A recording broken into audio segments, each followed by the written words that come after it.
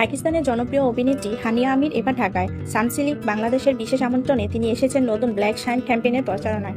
তার হাসি, তার গ্ল্যামার এবার ছড়িয়ে পড়বে ঢাকার আকাশে। ভক্তদের সঙ্গে সময় কাটাবেন, থাকবেন নানা ইভেন্টে, আর তৈরি করবেন অবিস্মরণীয় স্মৃতি। চলো আজকে জেনে নেই হানিয়া আমিরের সম্পর্কে বিস্তারিত। তুমি কি জানো, পাকিস্তানের বিনোদন জগতে এমন এক তারকার নাম যাকে বলা হয় দ্য বাবলি কুইন। তার হাসি যেন আলো, তার চোখে লুকানো গল্প। তিনি হলেন হানিয়া আমির। আজ জানবো তার শৈশব থেকে তারকা হওয়ার অনুপ্রেরণামূলক যাত্রা। হানিয়া আমির জন্মগ্রহণ করেন 1997 সালের 12 ফেব্রুয়ারি পাকিস্তানের রাওয়ালপিন্ডিতে। ছোটবেলা থেকেই তিনি ছিলেন প্রাণবন্ত, হাসি খুশি আর দুষ্টু মেয়ে। বন্ধুদের সঙ্গে খেলাধুলা, গান গাওয়া আর অভিনয় নকল করাই ছিল তার শখ। হানিয়া আমির ফ্যাশন ডিজাইনে পড়াশোনা শুরু করেন, কিন্তু ভাগ্য তার জন্য রেখেছিল আরও বড় মঞ্চ। পড়াশোনার পাশাপাশি তিনি সোশ্যাল মিডিয়ায় নিজের প্রতিভা দেখাতে থাকেন। ডাব স্ম্যাশ ও মজার ভিডিও বানিয়ে অল্প সময় ভাইরাল হয়ে ওঠেন। 2016 সালে পরিচালক ইমরাজ কাজমি তার ভিডিও দেখে মুগ্ধ হন। এভাবে সুযোগ আসে সিনেমা জানানে অভিনয়ের।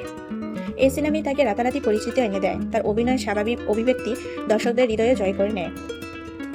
তিতলি, বিশাল, ইশকেয়া, মেরে হামসাফার প্রতিটি ড্রামায় হানিয়া নিজের ভিন্ন ভিন্ন চরিত্র দিয়ে সবাইকে অবাক করেছেন। তার চরিত্র হালা, মেরে হামসাফার বিশেষভাবে ভক্তদের হৃদয়ে জায়গা করে নেয়। সিনেমার মধ্যে পরওয়াজ হে জনন ছিল একটি বড় মাইলস্টোন।